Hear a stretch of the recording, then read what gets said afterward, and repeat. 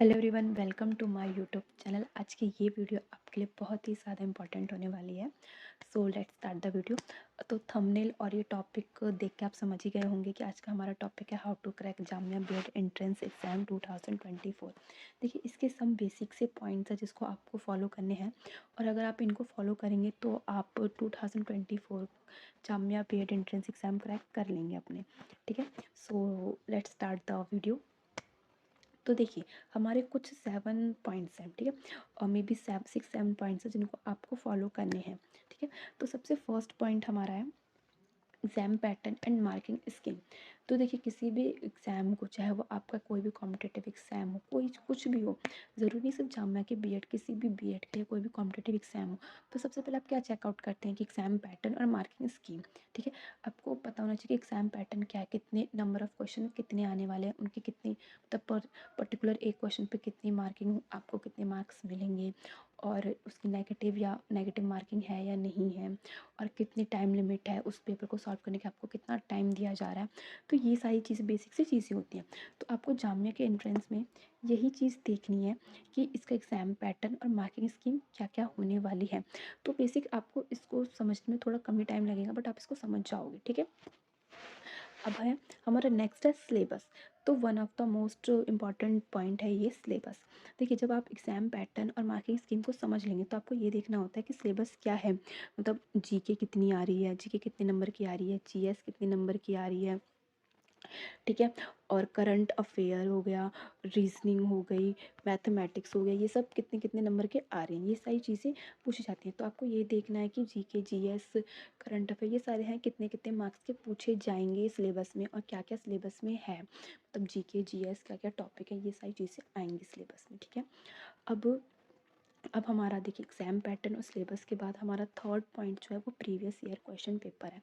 तो आप सबको पता ही होगा, आप चाहे 10th 12th या किसी भी कॉम्पिटिटिव एग्ज़ाम की प्रिपरेशन कर रहे हैं, या जामिया बीएड या किसी भी बीएड की, तो सबसे पहले आप ये भी चेक करते हो कि भाई एग्ज़ाम पैटर्न सिलेबस तो आप चेक कर लिया, previous year paper question paper देखेंगे कि पुराने क्वेश्चन पेपर में हम क्या क्या पूछा गया था। तो आपको एक अंदाज़ा लग जाता है कि अच्छा, ये चीज़ें पूछी गई थी, अच्छा ये चीज़ें पूछी गई थी, ये चीज़ें पूछी गई थी। तो इसका आपको बेसिकली पता चल जाता है।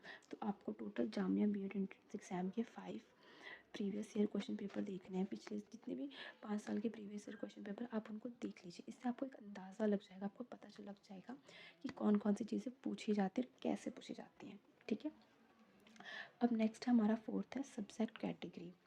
ठीक है, तो सबसे ज़्यादा ही इम्पॉर्टेंट है, और ये वीडियो इस टॉपिक के लिए बहुत ही ज़्यादा इम्पॉर्टेंट हो जाएगा, और लंबी भी बहुत वीडियो हो जाएगी, बट मैं फिर भी बता दूँ। देखिए, आपके रीजनिंग, मैथमेटिक्स, जीके, जीएस और करंट अफेयर, और एक आता है हिंदी एंड इंग्लिश, राइट, ये चीज़ आती है। तो आपको सबसे पहले चेकआउट ये करना है कि आप रीजनिंग में परफेक्ट हो, मैथ्स में, जीके में, करंट अफेयर में, जीएस में, या हिंदी इंग्लिश में। तो देखिए, जो जीके और करंट अफेयर और जीएस है, ये तो बहुत ही लेंथी है। ठीक है, ठीक है, तो मेरे हिसाब से मैं आपको यही सजेस्ट करूँगी कि आप अपनी रीजनिंग, मैथमेटिक्स, हिंदी और इंग्लिश इसको परफेक्ट कीजिए। बिकॉज ये है ना, ये प्रैक्टिस के बेसिस पे आप इनकी जितनी भी प्रैक्टिस करेंगे ना, जितनी प्रैक्टिस, उतना आपके लिए बेस्ट रहेगा। ठीक है, अगर आप रीजनिंग में बेस्ट हैं तो आप उसको अपना बेस्ट दीजिए, उस पर 100% आप दीजिए, ताकि अगर इनमें से कोई भी रीजनिंग के, अगर मान लो 20 क्वेश्चन आपसे पूछे जा रहे हैं, तो आप 20 में से 90 तो आप ले ही आओ। ठीक है, अगर आप मैथमेटिक्स में अच्छे हैं, हिंदी इंग्लिश में अच्छे हैं, तो जैसे मैंने रीजनिंग के लिए बोला, वैसे आप इन तीनों पे भी फॉलो कर सकते हो। बट मेरा तो सजेशन यही रहेगा कि आप इन चारों सब्जेक्ट को मतलब अच्छे से करिए, इसकी प्रैक्टिस बहुत ही अच्छे से करिए। ये नहीं है कि इन तीनों सब्जेक्ट को आपको छोड़ देना, इनकी भी प्रैक्टिस आप कीजिए, बट इन चारों की ज़्यादा कीजिए। अगर आप इनको 2 आवर्स दे रहे हैं, इन सभी तीनों सब्जेक्ट, तो इन चारों सब्जेक्ट को आप एटलीस्ट 3 आवर तो दीजिए ही दीजिए, because it's very important. Okay, तो आपको ये देखना है कि आपकी सब्जेक्ट कैटेगरी किस में सबसे ज़्यादा बेस्ट है, और अगर बेस्ट नहीं है तो रीजनिंग, मैथमेटिक्स, हिंदी और इंग्लिश, इन चारों को आप एकदम बेस्ट कर लीजिए। ठीक है, अब हमारा one of the most important point है टाइम टेबल। बेसिकली आप सबको इसका एक्सप्लेन करने की ज़रूरत नहीं है, क्योंकि आप 10th 12th और अदर जितने भी कॉम्पिटिटिव एग्ज़ाम दिए होंगे उसके लिए आपको यही देखा होगा कि अगर आप अपना टाइम मैनेजमेंट बहुत ही अच्छे से फॉलो करते हैं तो आप अपना किसी भी सब्जेक्ट का या कोई भी एग्ज़ाम होता है आपको उसको क्रैक कर लेते हैं, राइट। तो देखिए मैं इस टाइम टेबल पे 2 टाइप की वीडियो बनाऊँगी। एक टाइम टेबल उनके लिए जो जॉब करते, एक टाइम टेबल उनके लिए जो जॉब नहीं करते, घर में रह के प्रिपरेशन करते बट वो भी घर का काम करते हैं, एक उनके लिए, ठीक है। बट मैं इसलिए आपको बोलती हूँ कि आपको अपना टाइम मैनेजमेंट बहुत ही अच्छे से फॉलो करना है, क्योंकि आपको पता है आज के टाइम में कंपटीशन वो बहुत ही ज़्यादा टफ है, और जामिया के लिए तो सबसे ज़्यादा ही कंपटीशन जो है वो टफ है, ठीक है। तो आप जितनी अच्छे से प्रैक्टिस करेंगे, जितनी अच्छे से टाइम मैनेजमेंट को फॉलो करके करेंगे, उतने हिसाब से आपका जामिया का एग्ज़ाम क्लियर होगा, ठीक है। अब हमारा sixth one of the most important topic है नोट्स। तो देखिए नोट्स के लिए सबसे पहले ये आप जो भी टॉपिक पढ़ रहे हैं देखिए, रीजनिंग मैथ्स में तो यही होता है कि फॉर्मूले के बेसिस पे होते हैं, ठीक है। तो इनके में नोट्स की नीड में भी नहीं भी हो सकती है, ठीक है, मैं अपने हिसाब से बता रही हूँ, ठीक है। बट जो बाकी जीके जीएस ये करंट अफेयर इनमें तो नोट्स की नीड है भाई। तो आपको पर्टिकुलर ये देखना है कि कौन सा इंपॉर्टेंट सबसे ज़्यादा प्रीवियस क्वेश्चन पेपर आपसे पता चलेगा कि कौन सा पॉइंट सबसे ज़्यादा पूछा जाता है, तो उसके आप नोट्स बनाइए। अब बाकी के सब्जेक्ट से भी आप नोट्स बनाइए, चाहे वो जीके जीकेएस के अच्छे से नोट्स प्रिपेयर कीजिए और उनको डेली बेसिस पे रिवीजन कीजिए, ठीक है। और देखिए जब नाइट में आप सोने जाएंगे तो आपको पूरे डेली जितने भी आपने प्रिपेयर किया उसको बहुत ही अच्छे से आपको रिकॉल करना है कि आपने आज क्या पढ़ा, कौन सी रिवीजन की। इससे आपको रिमाइंड रहेगा, और डेली ये चीज़ रिवीजन करना है, और रिवीजन तो आपको सबसे ज़्यादा करना है। बिना रिवीजन के तो आप किसी भी एग्ज़ाम को क्लियर नहीं कर पाएंगे। नेक्स्ट हमारा पॉइंट है बुक्स का, ठीक है।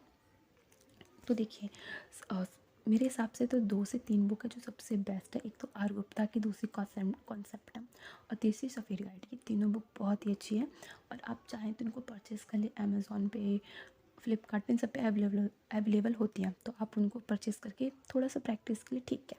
अब हम थोड़ी सी बेसिकली इन तीनों चीज़ों से हट के बात कर लेते हैं। तो देखिए अब आप सब कुछ जब कंप्लीट कर लेते हैं, अपना syllabus, marking scheme, notes, revision इनके बाद आपको डेली मॉक टेस्ट सॉल्व करना है। डेली 3 आवर बैठिए और 3 आवर में एक मॉक टेस्ट अपना सॉल्व करिए, और उसमें अपनी काउंटिंग करने के आपके कितने मार्क्स आए हैं, कितने मार्क्स नहीं आए। अगर आप मॉक टेस्ट करेंगे ना तो इससे आपकी बहुत ही अच्छे से प्रैक्टिस हो जाएगी, बहुत ही अच्छे से प्रैक्टिस होगी, और आपको ये भी पता चल जाएगा कि आपने कितने अच्छे से आपकी प्रिपरेशन चल रही है। तो आपको जामिया बीएड में जो नर्सरी वाले होते हैं और स्पेशल वाले होते हैं, इनके क्वेश्चन पेपर्स भी एक नज़र देख लीजिए, इनके क्वेश्चंस को पढ़ लीजिए, जिसमें आपके सिलेबस सेम होते हैं, जैसे कि रीजनिंग मैथमेटिक्स होगी, ये में भी सेम हो, तो इनको देख लीजिए। इससे पता क्या होता है कि कभी कभी कुछ क्वेश्चन ना उनसे भी पूछ लिए जाते हैं, तो इससे आपको ये रहेगा कि अरे अब आप नहीं रोक तो दुख रहेगा कि अरे हमने देखा नहीं, बट उसको आप देखिए ताकि आपको पता चल जाए कि इससे भी कैसे क्वेश्चन पूछ लेते हैं, ठीक है। और मॉक टेस्ट तो आपको डेली सॉल्व करने, ज़्यादा नहीं, अगर 2 से 3 मॉक टेस्ट तो आप सॉल्व कीजिए ही कीजिए, इससे आपकी बहुत ही अच्छे से प्रैक्टिस हो जाएगी। अगर इसके बाद भी अगर आपका कोई भी डाउट बच जाता है तो आप मुझे कमेंट सेक्शन में बताइए कि मैं आपके डाउट्स पूरे करने की कोशिश करूँगी, और अगर मेरी कोई गलती हो या कुछ भी, उसके लिए I am so sorry. I hope ये वीडियो आपके लिए बहुत ही ज़्यादा यूज़फुल हो।